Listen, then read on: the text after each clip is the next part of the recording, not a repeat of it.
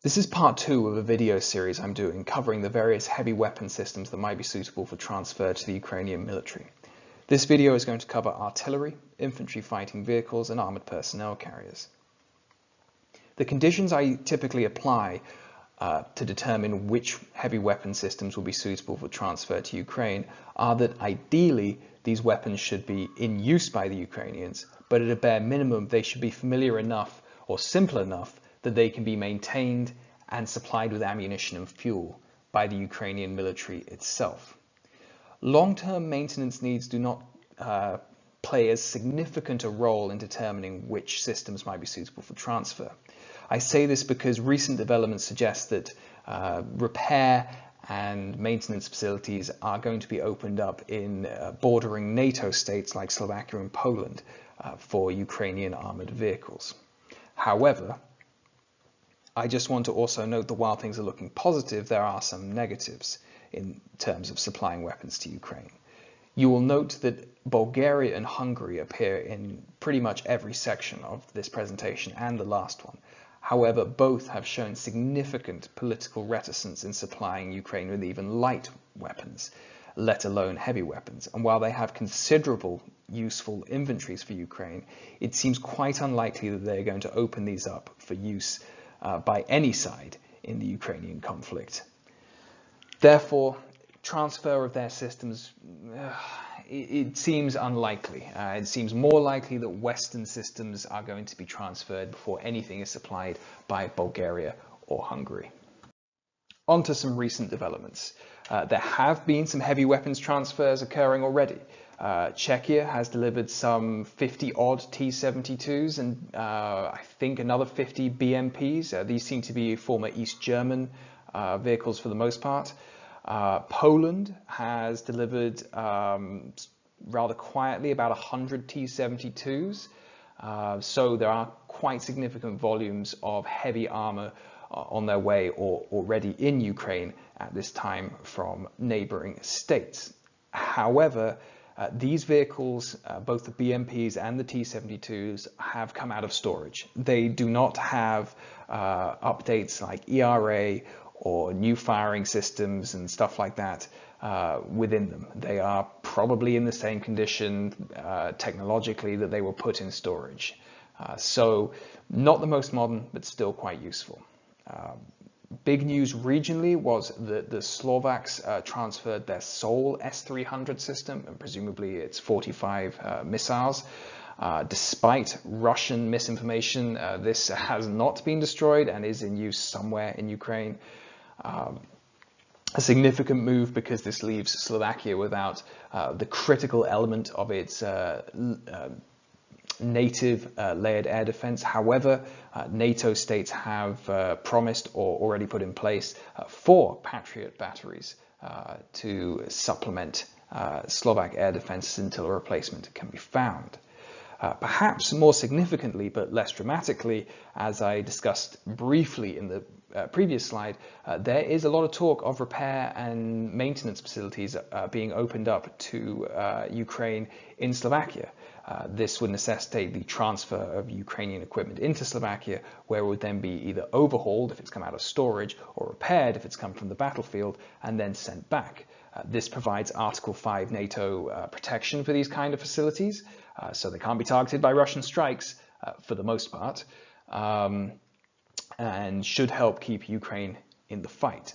I say can't be targeted for the most part because Russia does have a history in this region of targeting defense facilities it finds inconvenient. This is best seen in the 2014 attack on a Czech ammunition dump by Russian GRU agents. This caused quite a significant explosion. So it does show they do have an intelligence and sabotage presence in the region. Beyond the maintenance facilities, there are also plans to start training Ukrainians on heavier Western systems. Lithuania has suggested this. I believe the UK is also going to take part in this. However, this is really only going to be significant if it can involve the Americans, as they're the only people that really have the spare heavy weapons to supply Ukraine. There has been some supply of, I won't call these heavy weapons, but they are vehicles, mine-resistant armor protection vehicles by Australia and the UK. These probably fall into the category of better than nothing. They kind of fill the role of an armored personnel carrier, but they don't do it ideally for this type of warfare. These are very big and cumbersome vehicles, at least the variants supplied by Australia and the UK. They're actually, if you go and stand next to one, you'll see they're taller than things like the Leopard 2 series of tanks. They are quite large and ungainly. They do, however, have some armor. They are somewhat survivable on the battlefield, and provided they're used in kind of the battle taxi role, you know, ferrying infantry from place to place, then they'll probably be useful, but they are not an infantry fighting vehicle. They are not hugely survivable in frontline confrontations, but they are something. So important to note there, and there are a lot of them. Pretty much every state, certainly NATO or Western state that's been involved in any kind of peacekeeping or intervention in North Africa or the Middle East has a whole bunch of these in inventory. So they can be supplied quite quickly and can be used fairly simply, not too hard to maintain. Finally, there are rumors that the Leopard 1 may be provided by Rheinmetall. This is interesting for a number of reasons, but primarily because Rheinmetall seems to be offering these as Rheinmetall rather than through Germany, meaning a private company is offering them to Ukraine. I'm not sure this is really that smart a strategy from an information war or propaganda war perspective, supplying what is perhaps generously described as obsolescent Western tanks. It doesn't seem like it's something that really sends the right message to the Ukrainians. It might be exploited by the Russians to, you know, suggest that the West is kind of emptying out its old junk into Ukraine. Additionally, there are some concerns. The Leopard 1 it's not that simple for a Ukrainian tanker to just move into a Leopard 1. The Leopard 1 and pretty much all Western MBTs, with a couple of exceptions, they don't use autoloaders, whereas all of the tanks currently operated by Ukraine use autoloaders. This would necessitate increasing Ukrainian tanker crew sizes, new kind of operational practices, and it's not ideal. Perhaps if there are green new recruit Ukrainians that can be trained on this, maybe it's viable, but I think this is generally more hassle than it's worth. But we'll see how this moves forward. I really don't think it sends the right message, you know, emptying out museum pieces from the 1970s. What are you going to do next? A whole bunch of Amex 30s or, God forbid, a bunch of Chieftains. Imagine how those engines have fared over the last 40 years. Anyway, that little cynical aside, let's move on to the actual presentation. Moving on with the presentation at hand, we have artillery, specifically mobile artillery. And of all the systems you see that I've listed there, there are only two that are really viable to supply in any kind of significant numbers. And they are the 2S1 Gvozdika, I do apologize if I butchered that, and the Dana system, including its variants like the Zuzana and the Zuzana 2. Starting with the 2S1 Gvozdika, this remains in service in Bulgaria, Croatia, Poland, and Romania, and should be in the stockpiles of Slovakia and Slovenia, and Czechia as well. Although the Czechs sold a large number of theirs, I think, already to Ukraine, along with some in the 1990s to Vietnam, and later in the 2000s, some to Angola as well.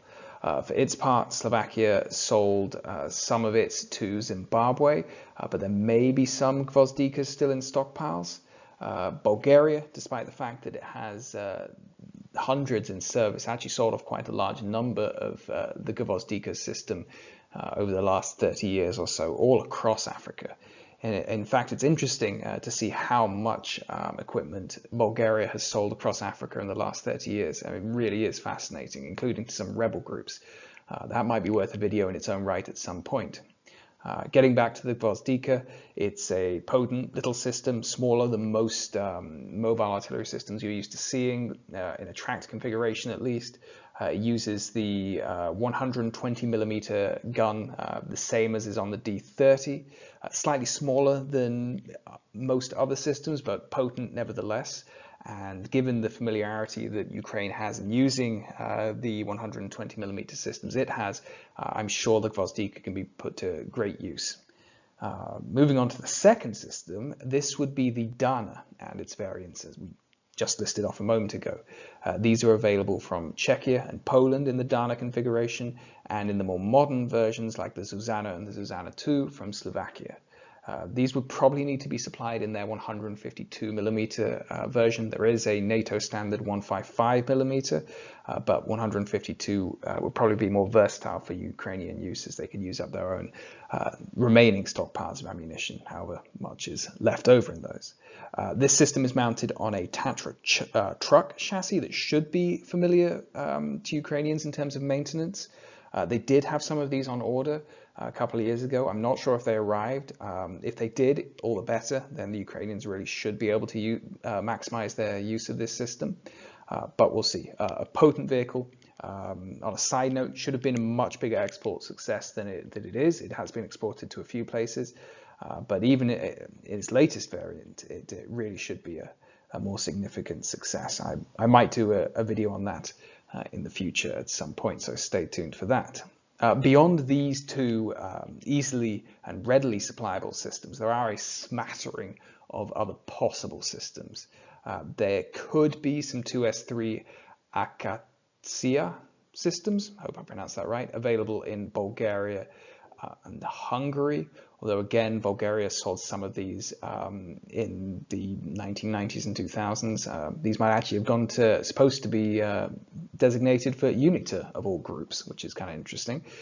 And there should be some in Hungary too. There's no record of these systems being transferred out of Hungary when they were withdrawn from service.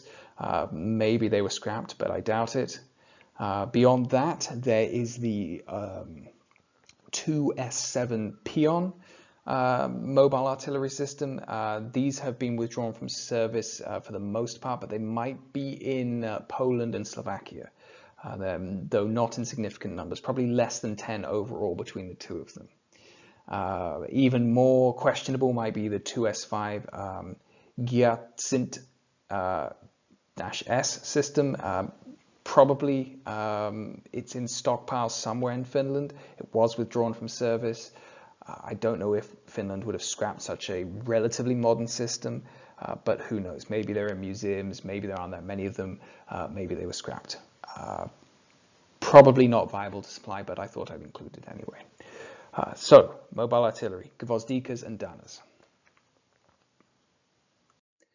The counterpart to the mobile artillery is, of course, towed artillery, and despite their vulnerability and in terms of being able to quickly maneuver away to avoid counter-battery fire, they remain very much used in the Ukrainian war, remain very relevant systems, and so Ukraine could probably do with some replacements. Unfortunately, the most common Ukrainian field howitzer is the D30, which is not the most common field howitzer that was in use in the Warsaw Pact countries. The D20, which is also in Ukrainian stocks, appears to have found much greater adoption. These can be found for the most part in Bulgaria, which again sold off a lot of its stocks to Africa, but there still should be a fair number. Romania still makes use of these, so these are still quite well maintained and in stocks. Hungary still has a few, and so should Finland, but again, storage I'm not sure about. They might have been scrapped.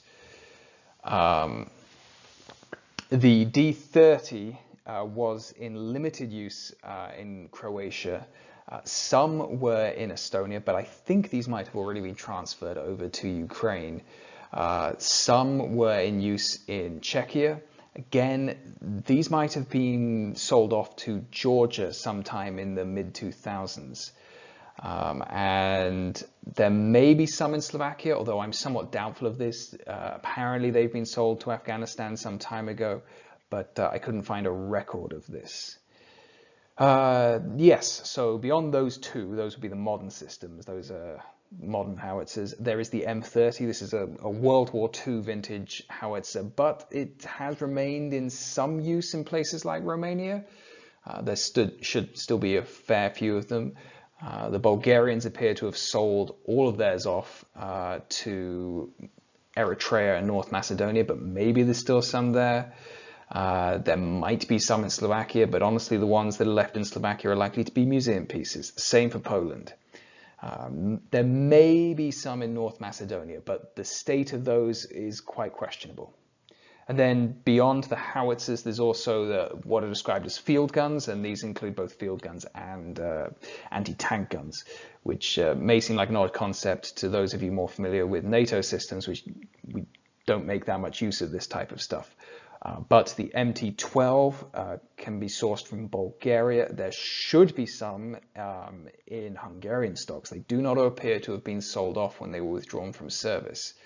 And there could be some in a smattering of former Yugoslav states that are members of NATO, so places like Slovenia and Croatia.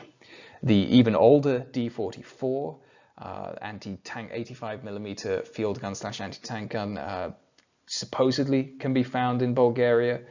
There's no record of their transfer, and the Bulgarians seem to have no issue recording the dubious states and groups that they transfer equipment to, so there's good reason to think they might still be in storage or scrapped. And there may be some in Albania. Finally, the quite modern, much more modern in comparison, the D-44, 2A36, I'm going to try and pronounce this, Giatsint-B. There were some in Finnish use, but they're probably in stocks now. Again, might have been scrapped. I'm not sure whether Finland has stored these or not. And on to multiple launch rocket systems. These are all going to be from the same MLRS family, so they're all going to be grad variants. The original BM-21s are available from Bulgaria, Poland, and Romania. National derivative RM-70 is available from Czechia, Poland, and Slovakia. This is the same 122mm rocket launcher, just mounted on a Tatra truck chassis as opposed to whatever the BM-21 is mounted on. This is very similar to the Romanian La Rom system, which again, same rocket, different truck chassis. I had considered adding the M63 Plamen, hope I'm pronouncing that right, to the list, but as a Yugoslav system, it uses a different rocket type, a 128mm rocket, and it is questionable whether it's worthwhile transferring the system if it's going to cause logistical confusion with the ammunition type. Moving away from artillery, we have infantry fighting vehicles. Now, pretty much any IFV that can be supplied and used by the Ukrainians is going to come from one vehicle family, and that is, of course, going to be the BMP, or if you're Czechoslovak, the BVP family of vehicles. This is primarily going to be the 1 and 2 variants, although the 3 could be sourced from South Korea in very limited numbers, 30 or so. Weirdly, I haven't added that to this slide, but they are available there and maybe from Cyprus. Certainly the BMP-1 and to a lesser extent BMP-2 can be sourced from Bulgaria, Czechia, Finland, Greece, Hungary, Romania, Slovakia, and maybe even Sweden. A lot of these states have undertaken their own modernizations, especially of the older BMP-1s, into new configurations. So they're a little more modern with new armor packages, a bit more survivable. And from the Ukrainian perspective, it's quite fortunate that a lot of the countries I've just listed are currently undergoing their own IFV replacement programs. So for example, Slovakia has just selected the Patria AMV to replace some of its BVP fleet. It will select a tracked vehicle to replace and to a lesser extent supplement the rest. The same is true of Czechia. They have their own tracked vehicle competition going on. They already selected a wheeled IFV in the Pandur. Poland, also the same. They also have the BMP, although I don't think I listed them. They have the Borsuk under development, although they haven't selected it as a new IFV yet. So Plenty of these are scheduled for removal from the inventories of CEE countries, and some of them are in quite modern configurations. So there should be quite a lot of these available, maybe upwards of 1,000. Beyond the BMP, there are some non-Soviet pattern vehicles that are reportedly being offered. Supposedly the Marder has been offered, about 100 to 150, though I hear various different things on this. It seems that the deal was cancelled and then re-put on the table. Not really sure what the status of that is. Not going to include it here right now. It's probably suboptimal anyway to provide a new vehicle, but it is something. Again, another series of vehicles you're not seeing on this list, the Yugoslav vehicles. These are unfamiliar to Ukraine. They're substantially different. I think they're based on French vehicles for the most part, so they haven't been included. But a lot of BMPs that could be supplied in quite significant numbers. And the cousin, of course, of the IFV is the Armoured Personnel Carrier. Basically, it's an IFV without an autocannon. That's often how I think about it, but that's not really fair at all. Anyway, for the most part, this is going to be BTRs, and similar to the BMPs, this family of vehicles that has variants scattered across Europe, especially BTR 60s and 70s, less in terms of 80s, but certainly 60s and 70s can be found in Bulgaria and Hungary. Some 80s can be found in Romania. The tracked MTLB can be found in Bulgaria. Some supposedly exist in Finnish stocks, no record of their transfer. Again, same for Poland, no record of their transfer, but in both cases they may have been scrapped. This category of vehicles, armoured personnel carriers, this is where some non-Soviet pattern equipment becomes more relevant. Just because these vehicles are, especially in their wheeled configuration, usually not too complicated to maintain. And this is where, of course, the MRAPs come in. These are I would say a substandard APC, but they're still usable, useful in certain types of warfare, certainly, and certainly useful for transferring and transporting troops rapidly across a battlefield.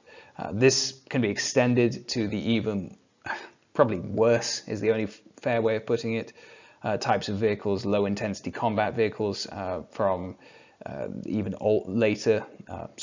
earlier than the wars in Iraq and Afghanistan. These are going to be things like the Saxon APC. Yes, you've probably seen vehicles like this in pictures of Northern Ireland, but they are available. And again, if they're not going to be directly fighting on the front lines, then their questionable armor isn't quite as significant a factor. I mean, you do want some protection for your troops from small arms and some types of shell splinters, but for the most part, these are going to be behind the front line, so you can kind of get away with it. And of course, there is one other vehicle that I forgot to mention, and it is, I can see I added it there, Czechoslovakia's own kind of MTLB thing, the OT-64, sorry, not MTLB thing, BTR thing. I'm not sure how different these are from the BTR series, whether it's worth supplying a vehicle that might have different maintenance requirements if more modern vehicles might be provided instead, but it's there, it could be transferred. I'm going to wrap this video up by coming full circle back to a point I was making in the second slide, the importance of training Ukrainian recruits and available troops on Western equipment. To sustain the Ukrainians in the field for any length of time, it's going to be necessary to provide them Western-style heavy weapons. This doesn't seem like it can be avoided, and it doesn't seem like this conflict is going to end anytime soon. This will necessitate training on US systems. It's the only country that has the stocks, so the sooner this can happen, the better. It should be as modern as is possible. I don't think taking the route we were discussing earlier with the Leopard 1s is really the way to go. Anything that dates back to the 1970s is really pushing it. Anyway, yeah, it's going to be essential, but perhaps it's going to be a logistical nightmare too. So we'll see how that goes. However, something that can alleviate some of the logistics issues is moving maintenance repair facilities out of Ukraine. This is going to be an absolute necessity for keeping any Western vehicles that might be supplied. Unfortunately, the vehicles that might be supplied, things like US vehicles, they aren't in huge usage yet out in the CEE region, with the exception of Poland. So it's going to take a little bit of time to get repair and maintenance facilities for these types of vehicles up and running. But this needs to be done now. The funding and the bureaucratic process and everything else associated with setting these facilities up needs to be started right now, so that within a few months these are up and running. And I think that's where I'm going to end it today. Next time I'm thinking of discussing things like ballistic missiles, maybe some dual-use technology, stuff like night vision, moving away from strictly heavy weapons.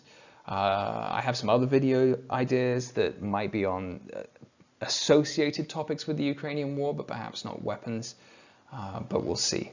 Anyway, I hope you enjoyed this video series. I tried it a little differently this time, tried a little bit more free-flowing, less scripted, something that maybe sounded a little bit more organic. Let me know if this kind of presentation works better for you.